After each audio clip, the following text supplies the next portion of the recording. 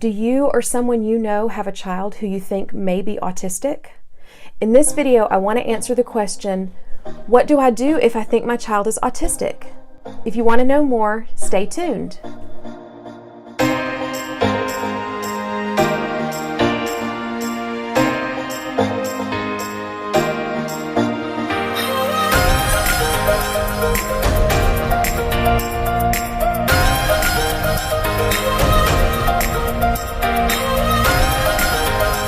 Hey EllisFamLifers, and thank you for joining us. If you're new here, this is EllisFamLife, #autistictwins. We like to do three things around here. We want to raise, relate, and educate, raise awareness and acceptance for nonverbal autism, relate to you and the autistic person in your life, and educate by sharing examples and stories of our life with nonverbal autistic twins, Alex and Will. Be sure to click that like button if you are enjoying our content and learning something new. If you know of someone who needs to know what to do if they think their child might be autistic, click that share button. Subscribe to the channel if you'd like to see more stories of Alex and Will and our life with nonverbal autistic twins. And comment below and let me know how you've managed in your own life with your autistic loved one. Thanks for watching. And let's jump into our content.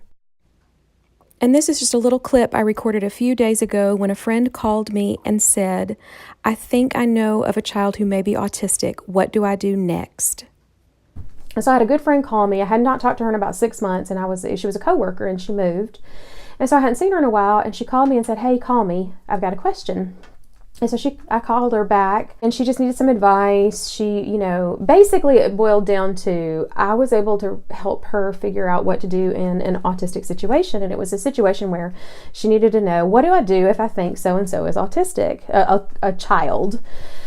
And I said, well, there's several things you can do. So I thought I need to make a video about this because people need to know, these are the certain steps that you can follow if you think that somebody might be autistic. And if it's your own kid, then the first step is to realize that it's a possibility, and you either talk to your pediatrician or your doctor. And then I'm going to just say as an aside, our pediatrician was extremely helpful. She listens, and she's the one who figured out something was wrong with Frankie.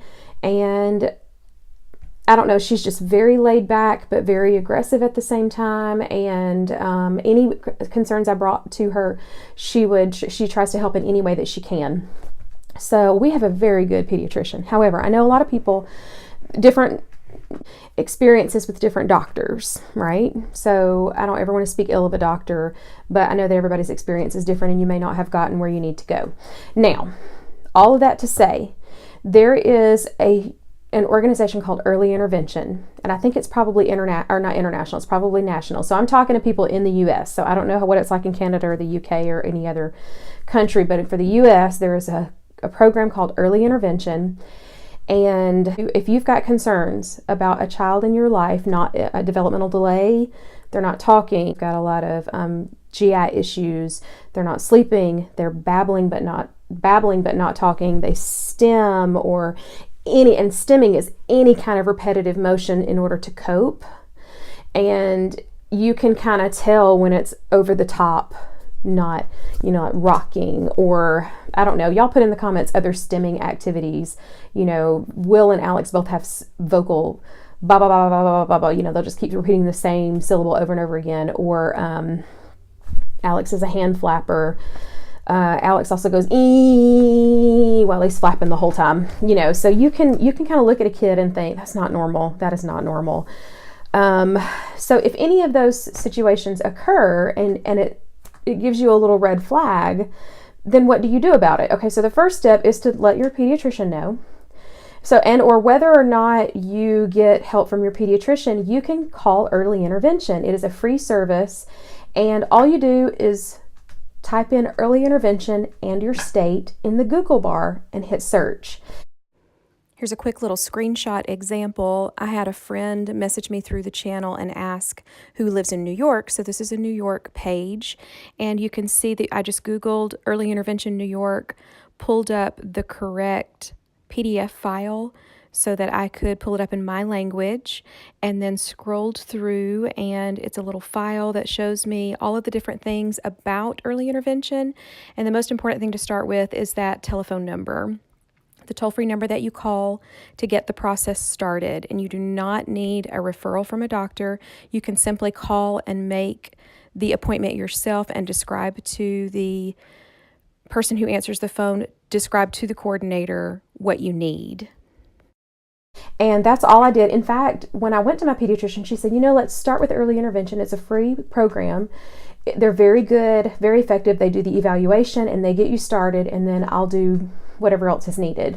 And so it got to the point where, for the boys, we went through the early intervention process and wound up getting several referrals for autistic centers through our pediatrician, but absolutely start with early intervention. So your pediatrician is going to tell you to start with early intervention, and you don't have to wait for a referral. You just get online, Google it, call the number, and it will be routed to your area. And then what will happen is they'll call you and ask you. Usually you leave a message. I actually got somebody on the first ring, I think, which I thought, wow, that's pretty cool. It's like a government program. So I thought I'll get a voicemail and just have to say, hey, call me back. But they answered, and then the lady dialogued with me for a good 20 minutes while I described what behaviors made me think that they were autistic. And so, I described all of the autism behaviors. And then she said, well, can we have a coordinator come out and evaluate the twins? And I said, yeah, sure. So they came out, evaluated them, and then they sent us they said, yes, there is a problem. And then they sent us to a center in the city that we live in, a city close to where we live.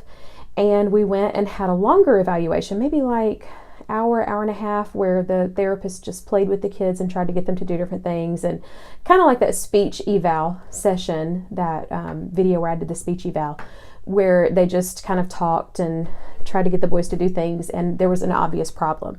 So at the end of the visit, they said, well, we'll compile a report, and then we will let your early intervention coordinator for your area know, and they will set up home visits. So it was very user-friendly, and early intervention is in place for a reason. I think it kind of started with Temple Grandin. I don't know if you've ever seen or heard of Temple Grandin, but if you're in the autism world, you need to go look her up, because she is a very prominent public figure in the world of autism, because she is autistic and she has managed to lead a fairly normal life, and she's very educated. So she's a big autism supporter, being an autistic person herself, and she's written books, and she's talked a lot about early intervention because her parents, before autism was really even a thing, her parents had the resources to pay for her to have speech therapy and all of those things, and she's a big supporter for early intervention, and it probably is in place because of Temple Grandin. So go look her up. If you haven't seen her yet, go look her up. There's a good movie about her too.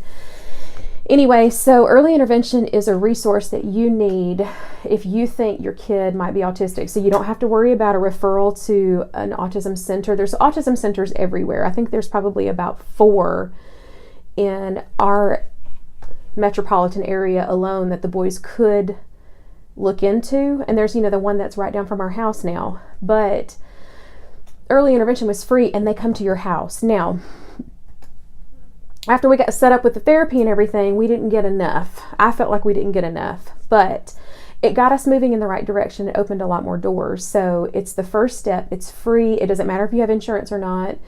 And they will come to your house. So they make it easy for you. They try to work around your schedule, and the therapists are amazing. We just didn't get enough of them. So anyway, start with early intervention, talk to your pediatrician. Hopefully you can get going in the right direction. So like, share, comment, subscribe. If you know of someone that needs to hear what is my first step, then share it. Share this video with somebody who needs to know, what is my first step? What if I think my child is autistic? What do I do first? This is what you do. Share it, like, comment, subscribe, and Inner Circle people, definitely leave me a comment and let me know what you think. Thank you so much for watching, and I look forward to next time.